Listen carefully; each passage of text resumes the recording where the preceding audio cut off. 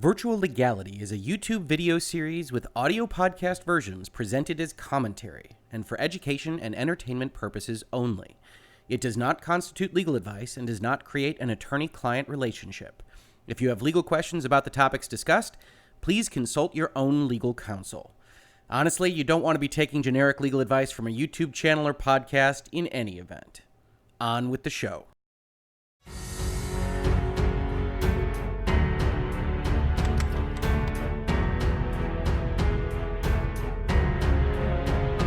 Nintendo sued. What you need to know from the Joy-Con drift lawsuit. Hello and welcome to another episode of Virtual Legality. I am your host, Richard Hoeg, managing partner of the Hoeg Law business law firm of Northville, Michigan. And honestly, if you're not sick of Virtual Legality this week, I don't know when you'll ever be, because I think we've done 4, if not 5 episodes already, and I had not intended to do an episode today, but as it turns out, we've got a fairly significant lawsuit on our hands to go over, which, if you follow Virtual Legality, you know is something that we like to do. My background is, of course, as a corporate attorney. I'm not a litigator. I'm a transactional attorney. I help corporations work through their contracts, work through what it is they're going to put forth into the public eye with respect to their warranties and their intellectual property licenses and things of that nature. So we've talked a lot about that in Virtual Legality. But when it comes to actually getting sued on one of these things, that's not my purview. The practice of law is generally split into any number of practice areas, but the major split is between litigators on the one hand, those folks that you see in Law and Order or in other legal dramas, and commercial transaction attorneys on the other hand. And that's the bucket in which I fall. And we sit in front of our computer. We help people negotiate contracts. We do occasionally sit in nicely appointed rooms and shake hands over deals. But litigators have an entirely different set of practices. And in this case, we're talking about a class action. So let's take a look at what Nintendo is currently facing. So yesterday, this happened. I've pulled up an article from Go Nintendo, which appears to be the origin point for this story, that says, law firm opens Switch Joy-Con drift class action lawsuit investigation. This is only yesterday, July 18th, 2019. It says, talk of Switch Joy-Con drift has been part of the discussion with fans since day one, but a recent thread on Reddit seems to have reignited the anger from fans all over. Some players have experienced Joy-Con drift with their joysticks reading input that the player isn't doing, and others haven't had an issue. Those who suffer from the problem are looking for Nintendo to offer up a fix, and now a law firm is taking matters into its own hands. The law offices of Chimicles, Schwartz Kriner, and Donaldson-Smith are looking to hear from Switch owners who have experienced Joy-Con drift. If you're one of those people, they want you to fill out a form with all the details. If enough people pool together and there's sufficient evidence of a widespread issue, the law firm will consider filing a class action lawsuit. And that's absolutely what they said for their information inquiry yesterday. And this process of putting together a class action, if you're not familiar with it, is basically the law allows for groups of people that are similarly situated, which is a legal term of art, but it means that you're in the same position, that the court, if they decided that the company had done this particular individual wrong that's in front of them on the facts that are presented to them, that everybody else of a like position should get the same redress, should get the same compensation or whatever else they might otherwise get. And so in order to do that, in order to have a class action, you have to get your class certified, which is a large part of the document that we're going to see today, and we're going to skip most of it because that's a very technical legal question about whether the court has determined that all the people you are claiming belong to this class are so like situated that a court case with the main lead plaintiff would accurately essentially portray the situation and the damages that everybody else that you're claiming belongs in this class would also face. So they ask for these informational packets from people because they're looking for a good lead plaintiff. They're in general looking for a good sympathetic figure that's going to be the name on the lawsuit that has the most sympathetic facts surrounding them, that makes the company look the worst, so that they can be the lead and that they can get that class certified off of these major damages that this person has experienced, and they can get the class action lawsuit put together. You see here that they reference if enough people get pooled together and there's sufficient evidence of a widespread issue, the law firm will consider filing a class action lawsuit. I will tell you, I would be willing to bet, based on today's events, that this law firm was ready to file a class action lawsuit almost without a lead plaintiff at this point, based almost solely on what appears to be a Reddit thread talking about Joy-Con drift. Because as of today, we get a press release from that very law firm that says CSK&D files class action lawsuit against Nintendo of America, Inc. relating to Joy-Con drifting issues. CSK&D has filed a class action lawsuit against Nintendo of America, Inc. for claims relating to alleged defects in the Joy-Con controllers that are part of Nintendo Switch gaming consoles. The complaint, filed in the United States District Court for the Western District of Washington, alleges that the joysticks on Joy-Con controllers are defective, leading users to experience drift issues. Specifically, the complaint alleges that the joystick on the Joy-Con controllers will automatically register movement when the joystick is not being controlled by the user and interfere with gameplay. The complaint, filed on behalf of purchasers of Switches and Joy-Con controllers, brings claims under various consumer protection statutes as well as various warranty and common law claims, which is good enough for a press release, but it's not good enough for you if you're listening to this or watching Virtual Legality on YouTube. So that's a great abstract summary, but let's actually dive into the lawsuit because that is where the fun begins. So we've got here in front of us a class action complaint. We see the named plaintiff is a gentleman by the name of Ryan Diaz, and it says plaintiff Ryan Diaz individually and on behalf of all others similarly situated. That's the establishing of a class. That's what they're going to try to say is we're trying to bring together all the people that otherwise are the same as Ryan Diaz. And in this case, when you're talking about a products liability action, if they met their claims, if the court determined that they're right, that Nintendo did wrong, it's pretty easy to establish a class for the most part. You're basically trying to establish folks that bought this product within a certain window of time, usually, and those folks are entitled to whatever relief the court ultimately determines, or if there's a settlement, the settlement ultimately determines is entitled to all these other people that would be in this similarly situated class. So it's on his behalf and on behalf of all others similarly situated, brings this action against Nintendo. They say this is a class action brought against Nintendo. They give a brief description of what Nintendo did here. They say they manufactured, marketed, and sold the Switch and Joy-Con controllers.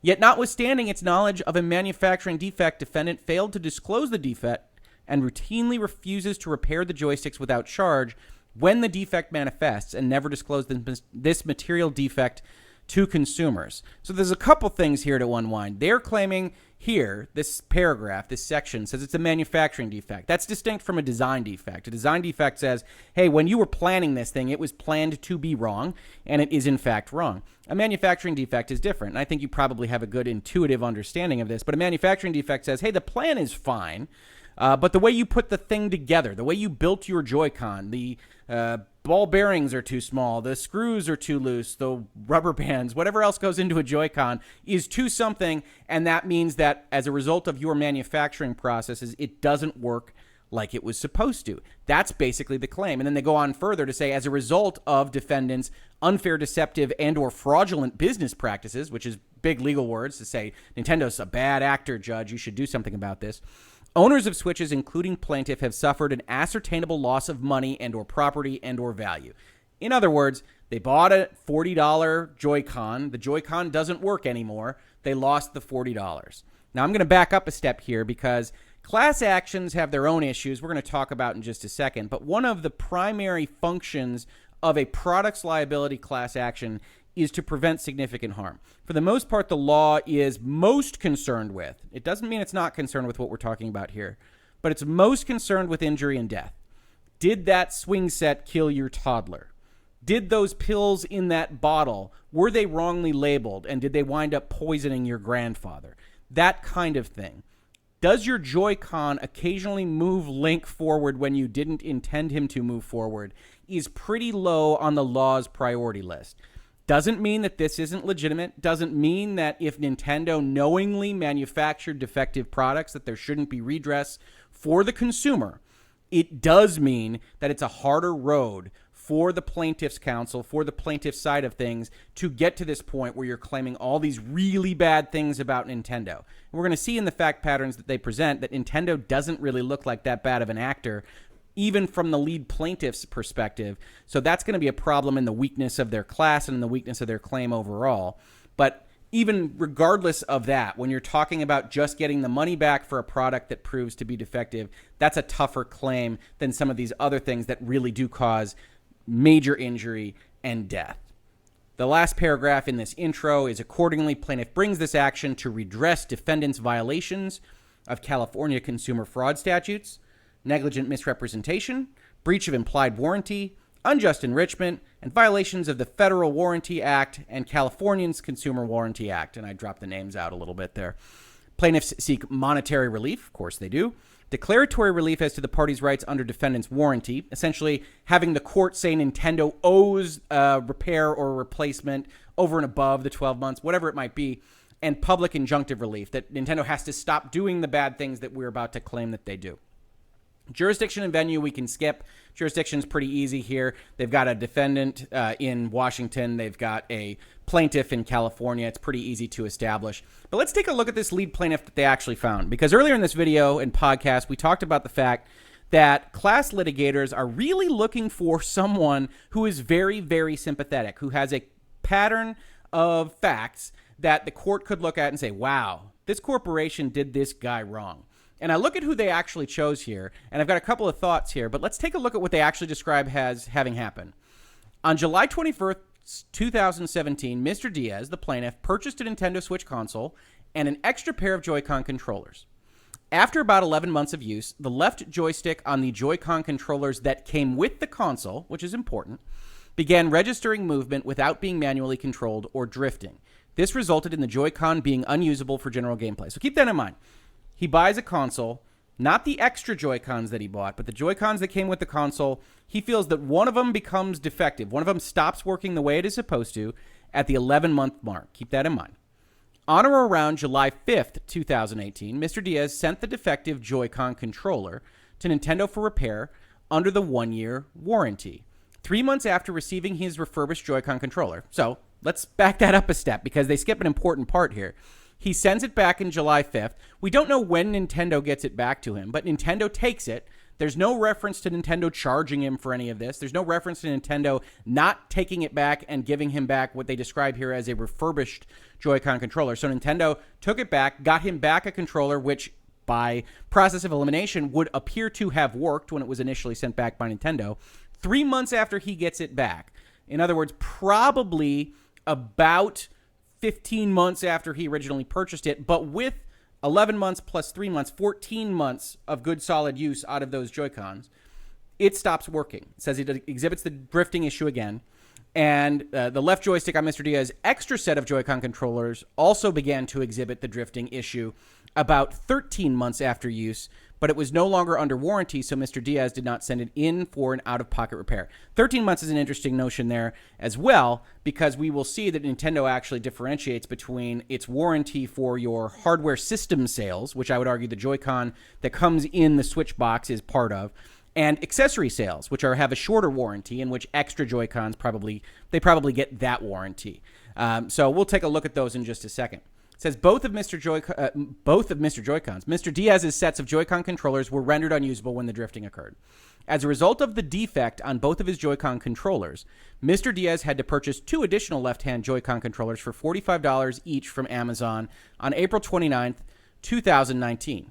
Now, that's interesting in and of itself because that's almost a full year after he originally replaced it. So you wind up asking the question to yourself, okay, what was he doing with the Switch for that year? He wasn't playing it? Was it really unusable? He just stopped playing the Switch for a year? What happened? That's not part of the story here, but it again adds that little element of doubt as to this particular plaintiff and the story that he's telling.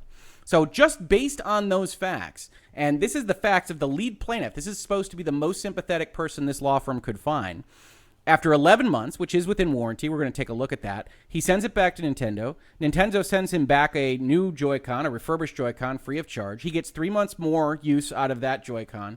So he gets 14 months of total use out of the Joy-Con that he purchased in the package on a 12-month warranty.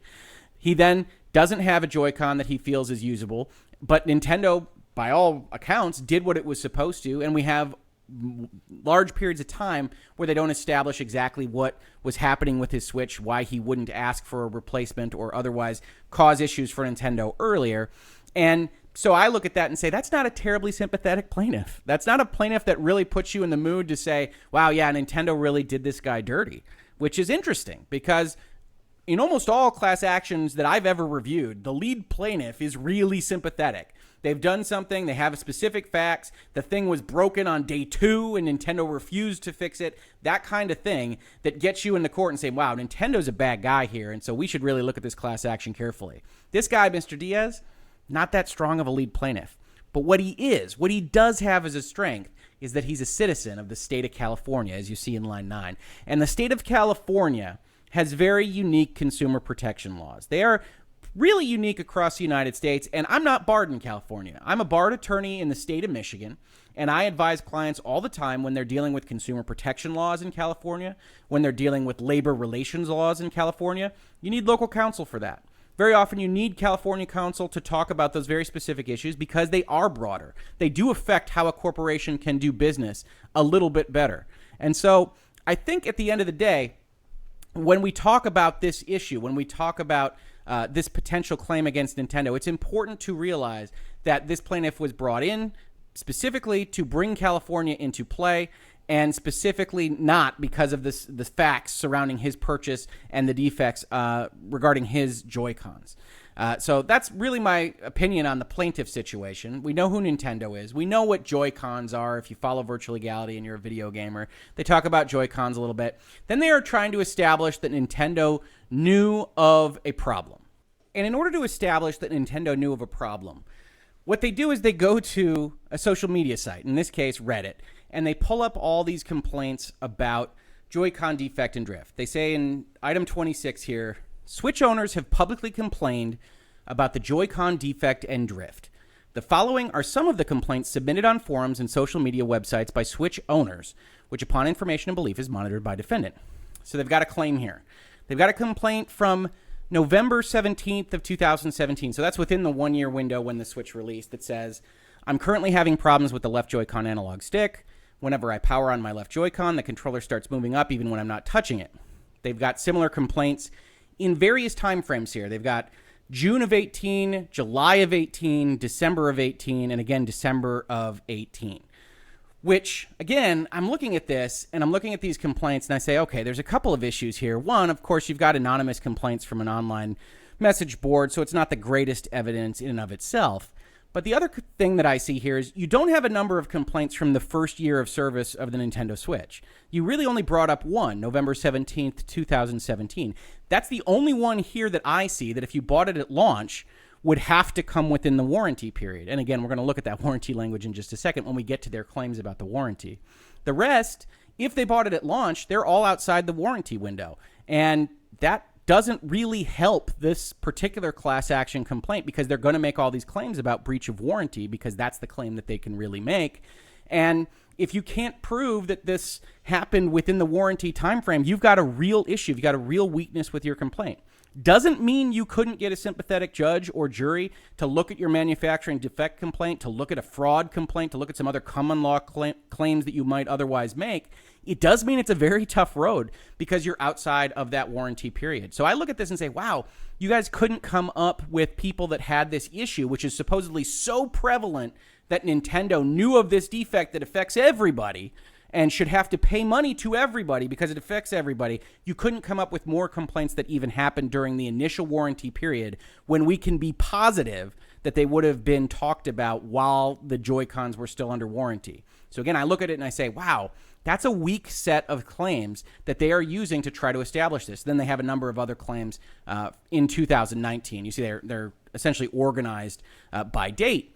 And when we talk about warranties, when we talk about consumer products like Joy-Cons, we're really talking about whether or not you should be able to go and get your money back, whether or not you should be able to force Nintendo to replace it for you. And I will tell you right now that for the most part, the law looks at a warranty and it says if this is warranted to work for a set period of time, then you basically have the rights to it for that set period of time. And if it fails after that set period of time, you probably don't have a great claim. Now, you might be thinking to yourself, didn't we go over this in the last generation? Didn't the Microsoft Xbox 360 have the infamous red ring of death? And didn't that impact a lot of people outside of warranty? And I would tell you that you are absolutely right. That's a good memory on you, by the way. The red ring of death did impact a lot of people outside of warranty. It was shortly after the warranty would have ended for most launch units of the 360. But Microsoft took it upon itself to essentially extend the warranty to apply to those and to replace the 360 in order to get it to function better for people. I actually had to replace my Xbox 360, I think it was 4 times, until on the 4th return, they actually wound up giving me the newer model number, and I can't remember the specifics there, and it never broke again. But I absolutely had a launch unit 360. I had to replace it a number of times, and Microsoft was very pro-consumer after the fact, right? The red ring of death in and of itself was a problem. Whatever failure they had at Microsoft at that point in time, that wasn't terribly pro-consumer. But they did the right thing to correct it. They did the right thing to fix it. But it didn't necessarily have to be that way. Depending on what would have happened, what discovery would have shown in any kind of class action lawsuit in that scenario, Microsoft could have potentially said, well, it happened outside of warranty, and we're very sorry about that, but wouldn't you like to buy another 360? And we've improved some things on it. And that might have been okay. Obviously, that's speculative towards that specific situation. But it does mean that the warranty really does matter. And the claims that they wind up bringing in this class action, which we're looking at count 1 right now, a violation of the Magnuson-Moss Warranty Act, are mostly based around the concept of warranty. It says, hey, you know who Nintendo is, you know who our plaintiff is now, and it says, defendant's express warranties are written warranties within the Act.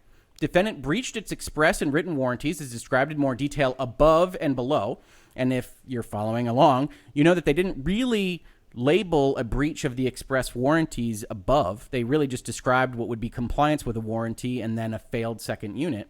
And then they say, without limitation, the Joy-Con controllers are defective and fail to operate as represented and warranted by defendant, and replacement devices are also subject to the same defect. So let's take a look at what the warranty actually says. So I've pulled up here the Nintendo warranty coverage page on their customer service. And this is a brief description of what it says, and then we're going to look at the actual warranty language itself. Nintendo systems carry a standard 12-month warranty. That's the big time frame for your hardware, your actual Switch system, and I would argue the Joy-Cons within the Switch box, which is one of the longest standard warranties in the video game industry. Games and accessories sold separately carry a 3-month warranty. So that's if you're buying extra Joy-Cons, probably you've got a 3-month warranty on that.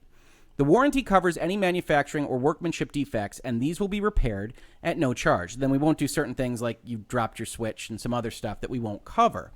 But let's take a look at the specifics of the warranty. We get a little legalese language here. We've got something that you're probably used to seeing on the back of your instruction manuals or maybe on the label for your fan that you're putting in your office or what have you. And what I really want to focus on here is the limited hardware and game and accessory warranties. It says Nintendo of America warrants to the original purchaser that the hardware product shall be free from defects in material and workmanship. Okay, sounds good. For 12 months from the date of purchase. This is a very specific contractual obligation. They say when you buy this thing, we promise it won't have a defect in it for 12 months. 12 months and 1 day, you don't get the same promise from us. We'll still run refurbishment and potentially replacement programs at Nintendo, but we can then charge you for it. We can then talk to you about how it happened, what you might be able to do to prevent it, what you might be able to do to fix it on your own, those kinds of things.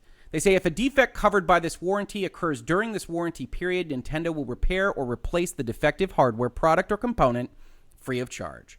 On limited game and accessory warranty, it says Nintendo warrants to the original purchaser that the product, games and accessories, shall be free from defects in material and workmanship for a period of 3 months from the date of purchase. If a defect covered by this warranty occurs during that period, they will repair or replace free of charge. That is the actual warranty that we're talking about. I also want to throw in one extra that we're going to get to in this claim, and that's implied warranties. It says, in addition, this warranty shall not apply I've highlighted the wrong section. It says, any applicable implied warranties, including warranties of merchantability and fitness for a particular purpose, are hereby limited in duration to the warranty periods described above, 12 or 3 months as applicable. That's the important part here, and we're going to talk about that.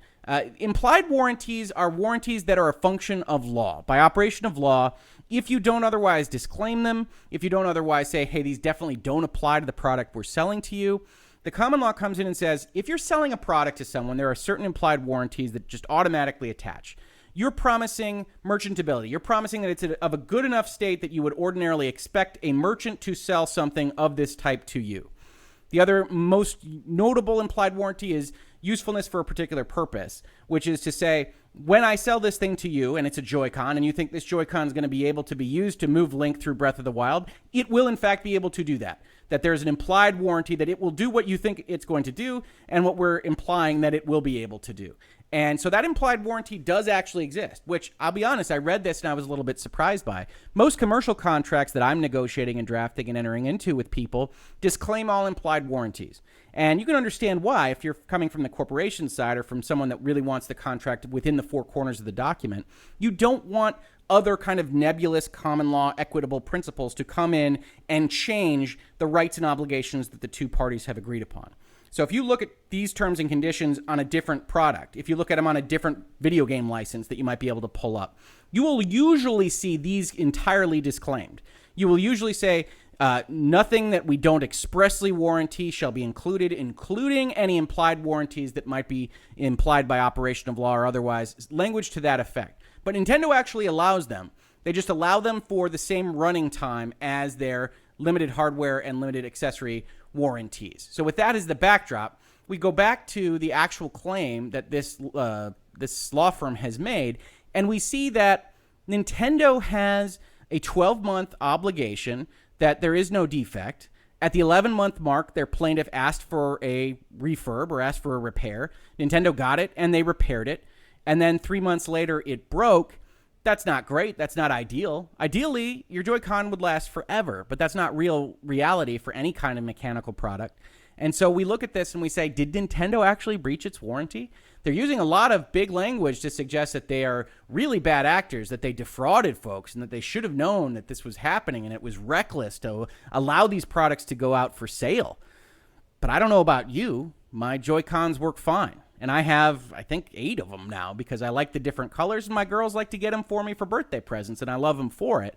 But I think in all likelihood, the folks that are most likely to have a drift problem are ones that are using the controllers a lot more. Maybe they only have the one set, and they're using it for 20,000 hours or so. I would be willing to bet that Nintendo manufacturing knows what the useful life in hours or in pushes of the joystick on a Joy-Con is, and they established their manufacturing processes to bring in a Joy-Con that had a useful life of between 1 and 3 years.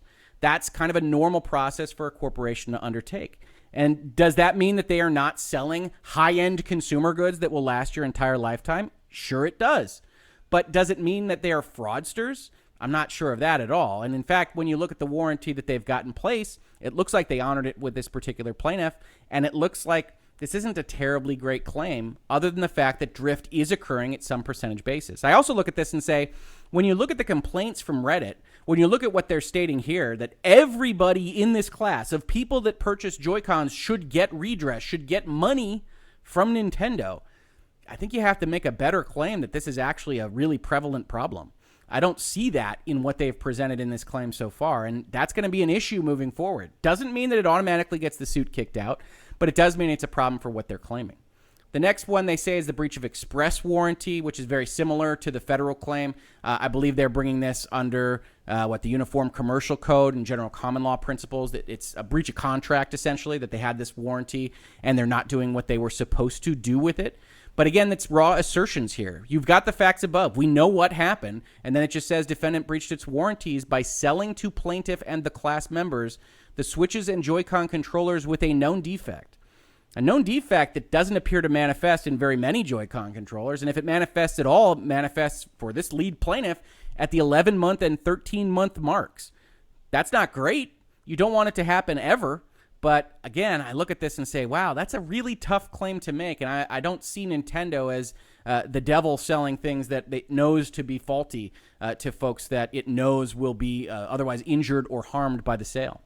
They then go on to say there's a breach of the implied warranty of merchantability.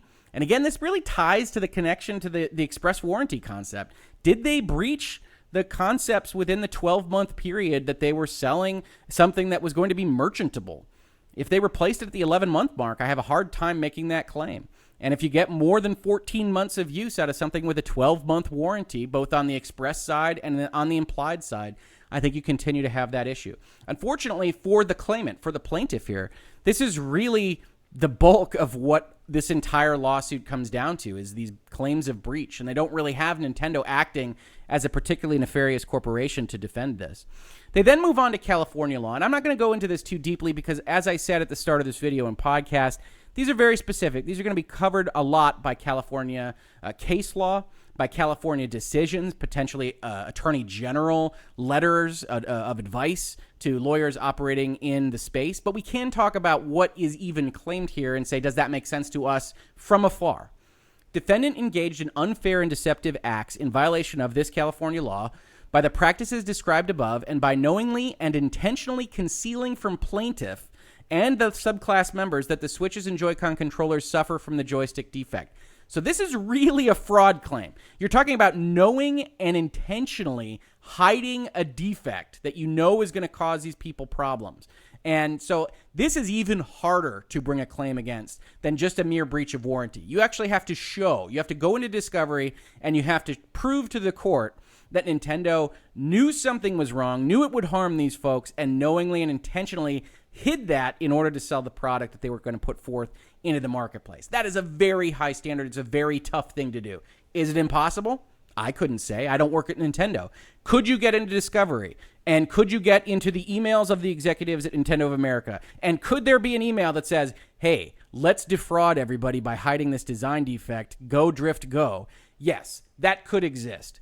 Do I have my doubts about that? Of course I do. I think it very unlikely that Nintendo acted in a nefarious manner to hide a defect of this type. I think, in all honesty, what they were doing is they were building a cheap consumer-grade level good in order to get that price down on the Switch. And if Nintendo were to come out and to defend their actions, they would say, this was the way we could bring it in at $40. Could we make a $150 version of this? Absolutely. But if we look at our friends at Microsoft, do their Xbox One controllers break more often than their Xbox Elite controllers? Yeah, absolutely they do, because the Xbox Elite has much higher grade components in the controller, and you pay for it. You pay hundreds of dollars for it. And that's the way consumer products work, is that if you want to have that long life good, if you want to have that higher quality good, you do pay more for it. And so the Joy-Cons that exist right now are built to live in a $250 or $350 package with the Switch. And that was the design decision, sure, but they all fall outside the warranty when they become defective. And if they don't, we replace them. And it's hard to see Nintendo as a bad actor for that. Violations of the California unfair competition law we've talked about in previous virtual legalities, but this is a California law that generally attaches to another California law when you've done something bad. So in this case, it kind of attaches to the fact that, hey, if you did defraud people, that's also unfair competition. That it's unfair to compete with other California product providers if you're also defrauding your consumers. And so California law often attaches an unfair competition law whenever you're bringing a kind of consumer-directed California law complaint. Then we have the California Warranty Act, which I think sits in the same fashion as the Federal Warranty Act to say if there's a breach of a warranty, it's not just a contract claim that the consumer has against you, it's also a breach of this specific statute in California. And it's really because of all these extra California acts and the fact that they can create a California subclass that could potentially get better treatment under the law that I really think Mr. Diaz was chosen as the lead plaintiff because his story isn't that compelling. Then we start getting into the equitable and common law issues, which is essentially just saying, hey, court, we know there's not a statute on the books here, but if Nintendo did defraud its consumers, if it did commit unfair competition, if it did do anything else bad that you might find, then, hey, they were unjustly enriched. We, as people of the state of California or people of the United States or people of the state of Washington, we don't like our corporations to get money, to get profits by doing bad things. And so we've got these common law claims that we can make, like unjust enrichment and other things of that nature. They also ask for declaratory relief. They say pleading in the alternative. If, in essence, if you're not going to give us money, at least make Nintendo repair and replace these things. At least make Nintendo stop selling the current design of the Joy-Cons, things of that nature. And maybe we don't need the money if it comes down to it. And then you get to the end where they say, hey, we'd really love that equitable relief. We'd really love the costs, restitutions, damages, including punitive damages. Please punish them. They're bad actors. And other things of that nature, as well as certifying the class, that everybody that bought a Joy-Con, probably within a certain time period, should be a part of this class.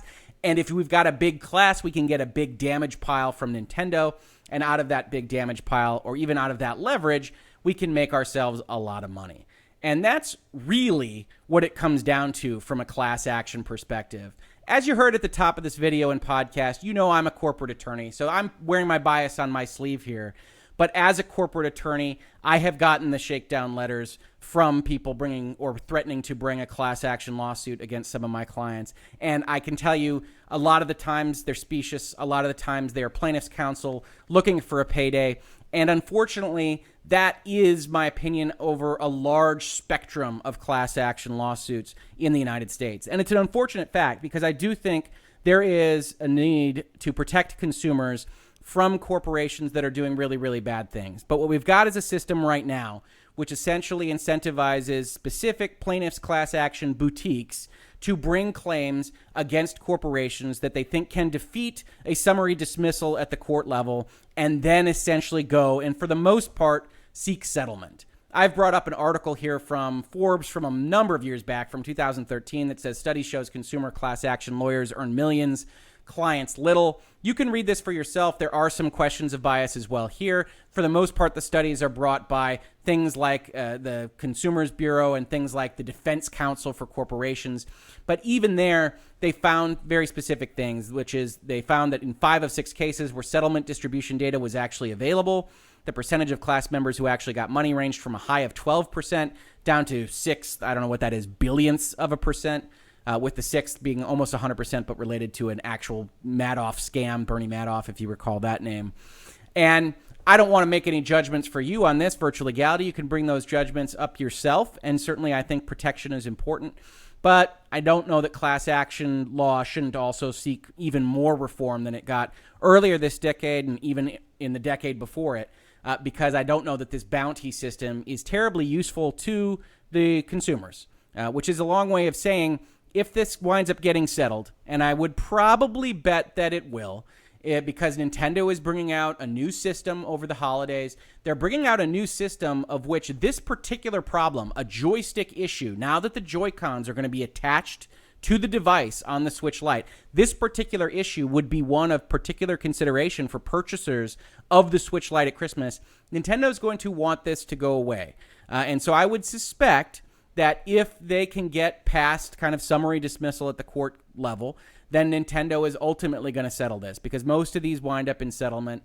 And really the reason why most plaintiffs don't get a lot of money from it is because most of the class, everybody but Mr. Ryan Diaz, is what we would call an absent plaintiff. They're not going to be part of the actual lawsuit. They would essentially just get, the check for 37 cents or what have you, a new Joy-Con potentially in 7 years, or what would be the redress at the end of the court case, and they won't otherwise get any money while the lawyers collect whatever it is that they collect, 30% of the total cash payout that Nintendo pays to the entire class.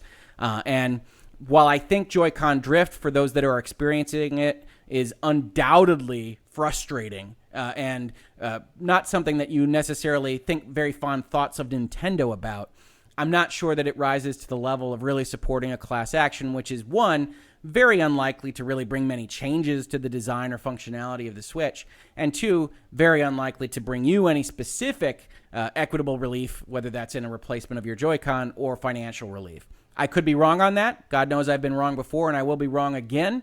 But those are my 2 cents on this brand new claim that has been brought against Nintendo. Please leave your comments in the description if you've got any comments of your own. If you think this is a great idea that a class action is being brought against Nintendo, if you think it's kind of a bad idea, or if you have any comments on my opinions as to what was presented in the fact pattern or the claims that this particular law firm and plaintiff are trying to make, please do leave those comments. I love having them. I love having those discussions, even if you think I'm an idiot or you otherwise think that my analysis isn't a great one. Otherwise, if you like this video, please do like, please subscribe to this channel. We are doing this all the time. We've done it a bunch of times this week already. We talked about the Face App terms and conditions, which were in the Washington Post, and the LA Times, and the New York Times, and everywhere else yesterday. We talked about whether Ubisoft is exploiting its artists by having Joseph Gordon-Levitt's hit record only give $20,000 for 10 songs from a whole community of people that would be submitting songs. We talked about whether Kickstarter is violating its own terms and conditions when it kicked off a fully funded campaign with a very ambiguous innocuous statement. And many, many, many more videos, including postmortems on Game of Thrones and everything else you might expect from a law firm's YouTube channel. Again, if you like this, please subscribe. If you caught this on YouTube, thank you so much for watching. And if you listen to it on a podcast, thank you so much for listening. Please do review it on that podcast service that you listen to it on. That does a great deal of help in spreading the word about virtual legality. And on both sides, podcast and video, please do share it around with anyone you might think would be interested in this video or podcast series, because I can't get everywhere on the internet, and I love having those thoughts shared, having new people come in and having those discussions with them. And I will catch you on the very next episode of Virtual Legality.